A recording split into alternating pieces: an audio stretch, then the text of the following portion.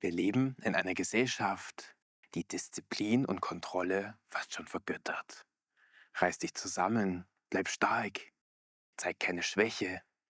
Das sind Sätze, die viele von uns tief verinnerlicht haben. Wir glauben, Stärke bedeute, Gefühle zu beherrschen, Schmerzen zu ertragen oder immer weiter zu funktionieren. Doch was, wenn das gar keine Stärke ist, sondern eine subtile Form der Schwäche? Ein Zeichen dafür, dass wir uns selbst nicht mehr fühlen können. Viele Menschen verwechseln Selbstbeherrschung mit Selbstverleugnung. Sie halten sich für diszipliniert, während sie in Wahrheit gegen ihr eigenes Inneres kämpfen. Sie übergehen ihre Bedürfnisse, ignorieren Signale des Körpers, unterdrücken Wut oder Trauer und nennen das dann Kontrolle. Doch Kontrolle, die aus Angst vor dem eigenen Fühlen entsteht, ist keine Stärke. Sie ist Selbstschutz und oft sogar Selbstzerstörung. Echte Stärke hat nichts mit Härte zu tun. Sie ist kein Panzer, sondern Bewusstsein. Sie entsteht nicht dadurch, dass man etwas unterdrückt, sondern dadurch, dass man etwas halten kann, ohne davon überflutet zu werden. Wer stark ist, der kann fühlen, ohne sich im Gefühl zu verlieren. Er kann Wut spüren, ohne sie zu verdrängen und ohne sie gegen andere zu richten. Er kann Schmerzen zulassen, ohne sie zu dramatisieren. Und er kann Liebe empfinden, ohne sie zu kontrollieren oder zu benutzen. Carl Gustav Jung sagte einmal, was man verdrängt, kehrt als Schicksal zurück. Das, was wir nicht fühlen wollen, steuert uns aus dem Schatten. Der Mensch, der glaubt, er sei stark, weil er nichts spürt, ist in Wirklichkeit schwach, weil er sich selbst nicht mehr kennt. Und das ist vielleicht die größte Illusion unserer Zeit. Wir halten emotionale Taubheit für Reife. Wir halten Anpassung für Charakter. Wir halten Unterdrückung für Kontrolle. Doch wahre Stärke beginnt dort, wo wir aufhören, uns selbst zu täuschen. Sie zeigt sich nicht in Selbstüberwindung, sondern in Selbsterkenntnis. Nicht darin, dass wir Gefühle einfach wegdrücken, sondern darin, dass wir sie verstehen. Denn nur, was wir verstehen können, können wir führen. Und nur, was wir führen, kann sich verwandeln. Die Illusion der Stärke entsteht, wenn wir glauben, wir müssten besser sein, als wir sind. Doch der Versuch, perfekt zu sein, trennt uns von unserer Menschlichkeit. Echte Stärke ist nicht die Abwesenheit von Schwäche, sondern die Fähigkeit, mit ihr in Frieden zu sein. Sie bedeutet, sich selbst zu sehen, auch in den unbequemen Anteilen und trotzdem nicht wegzulaufen. Wenn jemand also sagt, ich bin diszipliniert, ich reiße mich zusammen, ich zeige keine Emotionen, dann lohnt sich die Frage, wovor genau schützt du dich? Vor der Welt oder vor dir selbst? Wenn wir etwas nicht fühlen wollen, verschwindet es nicht einfach, es sinkt nur tiefer. Das Unterdrückte löst sich nicht auf, es verändert nur seine Gestalt. Was wir nicht zugeben, zeigt sich später auf andere Weise, in Gereiztheit, Müdigkeit, Rückzug, Angst oder auch in körperlichen Symptomen. Wir nennen es dann Stress, Erschöpfung oder Burnout. Doch oft ist es nichts anderes als eine Folge von innerem Widerstand. Carl Gustav Jung erkannte, dass das Unbewusste keine Energie verliert. Alles, was verdrängt wird, bleibt lebendig, nur eben nicht mehr bewusst steuerbar. Es wirkt aus dem Schatten, aus dem verborgenen Teil unserer Psyche, der uns lenkt, ohne dass wir es merken. Das, was wir nicht fühlen, bestimmt unser Denken. Das, was wir nicht aussprechen, prägt unsere Beziehungen. Das, was wir nicht heilen, wiederholt sich immer und immer in neuer Form. Verdrängung ist also keine Stärke, sondern eine Art innerer Kurzschluss. Wir sparen kurzfristig Energie, verlieren aber langfristig unsere Lebendigkeit.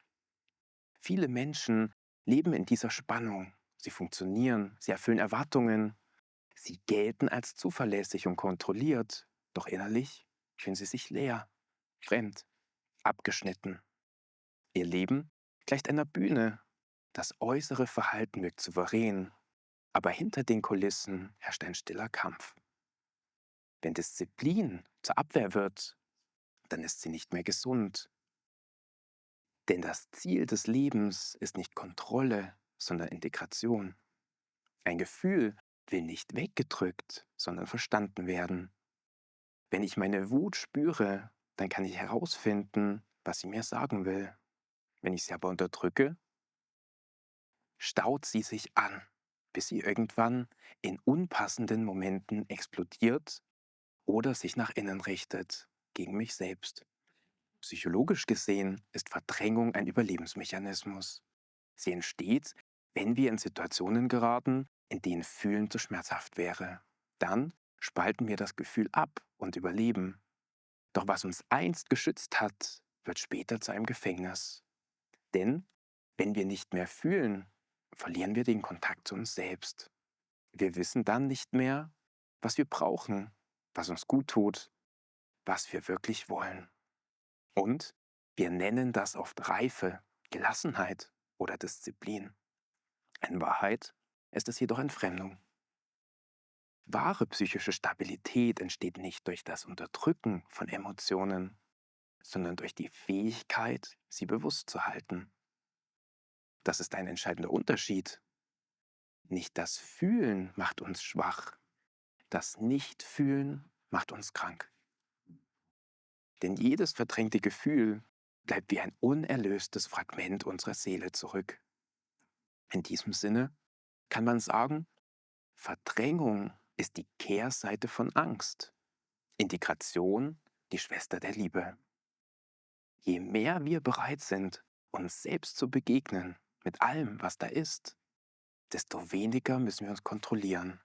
Dann wird Disziplin zu einem natürlichen Ausdruck von Klarheit, nicht mehr zu einem Zwang.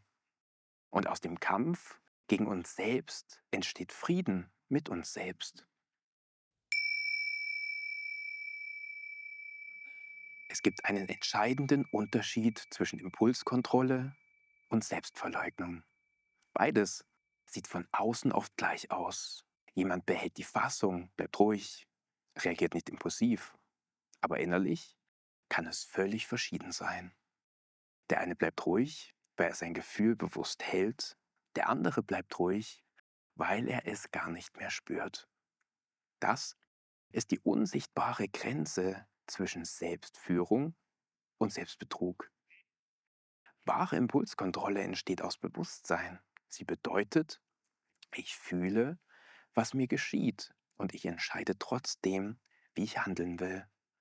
Ich spüre meine Wut, erkenne sie als Teil von mir, aber ich lasse sie nicht zerstörerisch werden. Ich bin also nicht Opfer meines Impulses, aber auch nicht Feind meines Gefühls. Selbstbetrug dagegen entsteht, wenn wir glauben, es sei reif, nichts zu fühlen. Wenn wir sagen, ich bin doch gar nicht wütend, obwohl es in uns kocht. Oder wenn wir glauben, wir seien diszipliniert, obwohl wir in Wahrheit nur vermeiden, uns selbst zu spüren. Dann entsteht eine Art innere Spaltung. Der bewusste Teil kontrolliert, der unbewusste Teil rebelliert. Und irgendwann bricht etwas aus. Gesunde Impulskontrolle ist also kein Unterdrücken, sondern ein Innehalten. Sie ist nicht die Abwesenheit von Emotionen, sondern Präsenz in der Emotion. Sie braucht Bewusstheit, nicht Kälte.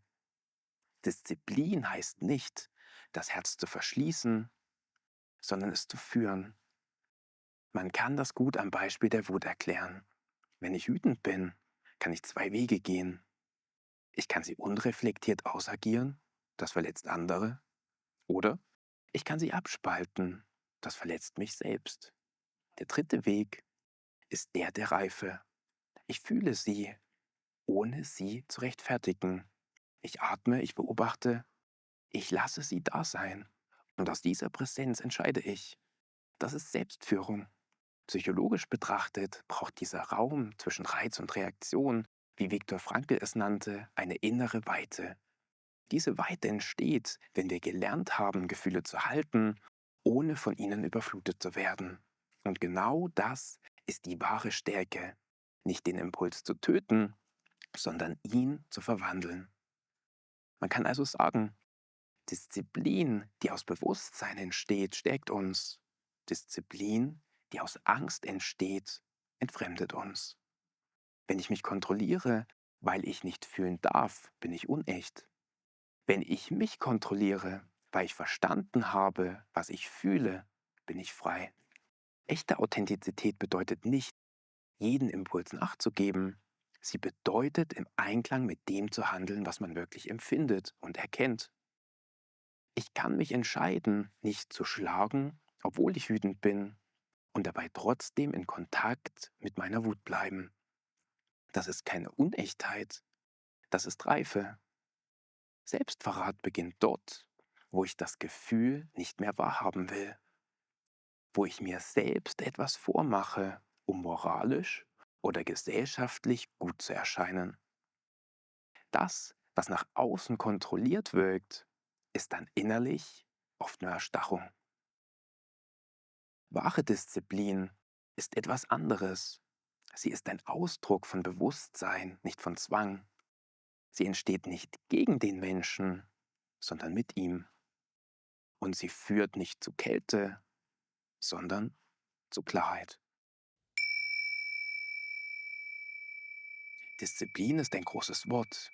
Viele verbinden es mit Strenge, mit Pflichterfüllung, mit der Fähigkeit, Gefühle zu unterdrücken, um Ziele zu erreichen. Aber wenn Disziplin aus Angst geboren wird, aus der Angst zu versagen, abgelehnt zu werden oder die Kontrolle zu verlieren, dann wird sie zu einer Form der Selbstvergewaltigung. Man zwingt sich, etwas zu tun, ohne innerlich dabei zu sein. Das mag nach außen stark wirken, aber innerlich entsteht Leere. Wahre Disziplin dagegen hat einen ganz anderen Ursprung. Sie entsteht nicht aus Angst, sondern aus Bewusstsein. Nicht aus Zwang, sondern aus Liebe. Nicht aus Kontrolle, sondern aus Klarheit. Viktor Frankl hat das wunderbar beschrieben. Zwischen Reiz und Reaktion, sagt er, liegt ein Raum. Und in diesem Raum liegt unsere Macht zur Wahl unserer Reaktion. Diese Wahl entsteht nicht aus Unterdrückung, sondern aus Bewusstheit. Ich erkenne, was in mir geschieht. Ich nehme es an und dann entscheide ich, wie ich handeln will. So wird aus Disziplin eine Form von Freiheit. Carl Rogers drückte es noch radikaler aus. Erst wenn ich mich so akzeptiere, wie ich bin, kann ich mich verändern. Das ist ein Paradox der Entwicklung.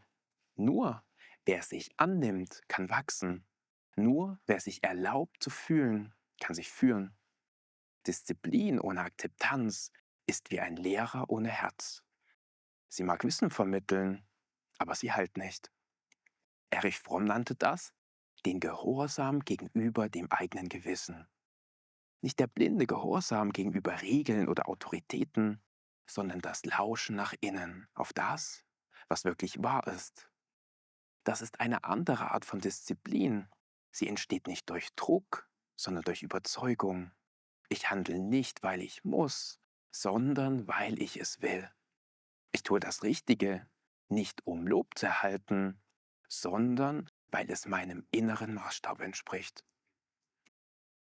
Diese Form von Disziplin ist kein Käfig, sondern ein Kompass. Sie macht uns nicht starr, sondern lebendig, denn sie entspringt einem bewussten Willen, nicht einer Abwehr. Wer in diesem Sinn diszipliniert ist, zwingt sich nicht, sondern entscheidet sich. Er übergeht sich nicht, sondern führt sich. Man könnte sagen, echte Disziplin ist das Gegenteil von Verdrängung. Sie ist Integration in Handlung. Sie bedeutet, Verantwortung für das eigene Fühlen zu übernehmen, ohne sich davon treiben zu lassen. Sie ist nicht die Leugnung des Impulses, sondern die bewusste Gestaltung seiner Kraft. Wenn ein Mensch mit sich verbunden ist, dann braucht er keine Kontrolle, er hat Orientierung. Er muss sich nicht ständig zwingen, weil er weiß, warum er etwas tut. Das ist der Unterschied zwischen Zwang und Willenskraft. Zwang entsteht aus Angst. Willenskraft entsteht aus Sinn. Wahre Disziplin ist also ein Ausdruck von Selbstachtung. Sie wächst, wenn wir lernen, mit uns ehrlich zu sein. Auch dann, wenn es unbequem ist. Sie ist kein starres Korsett, sondern eine sanfte, bewusste Form der Selbstführung. Und wer einmal erfahren hat, dass Klarheit mehr Kraft gibt als Druck, der merkt, Stärke entsteht nicht, wenn man sich besiegt, sondern wenn man sich versteht.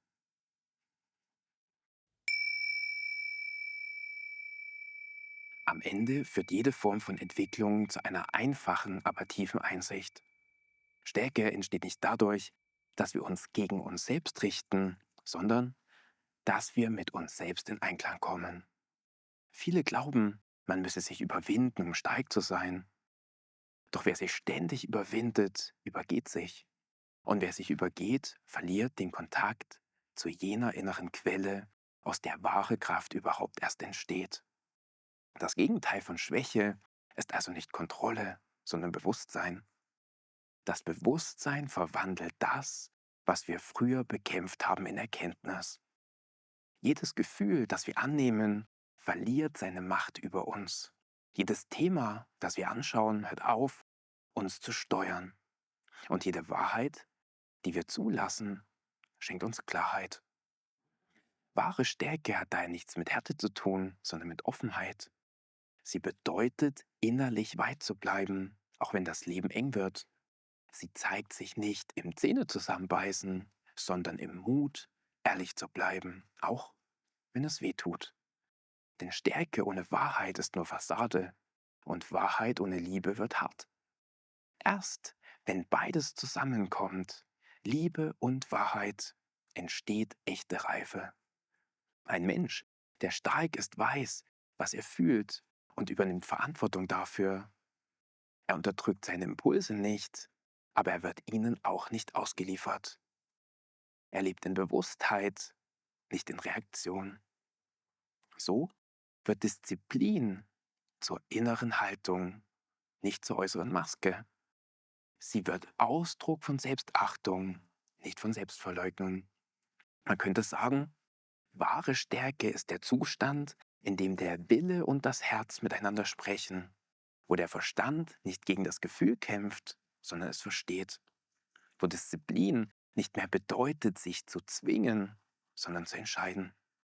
Und wo Authentizität nicht heißt, alles zu tun, was man fühlt, sondern das zu tun, was wahr ist. Das ist die eigentliche Freiheit, von der Viktor Frankl sprach. Die Freiheit, sich selbst zu wählen.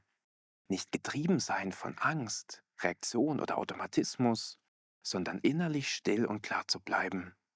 Diese Freiheit wächst aus Selbsterkenntnis und Selbsterkenntnis entsteht nur, wenn wir den Mut haben, uns selbst nichts mehr vorzumachen. Echte Stärke ist still. Sie muss nichts beweisen, nicht laut sein, nicht recht behalten. Sie zeigt sich in der Fähigkeit, ehrlich zu bleiben, auch dann, wenn niemand zuschaut. In der Bereitschaft, Verantwortung zu übernehmen, statt Schuld zuzuweisen und in der Demut, das Leben nicht zu kontrollieren, sondern zu führen, von innen heraus.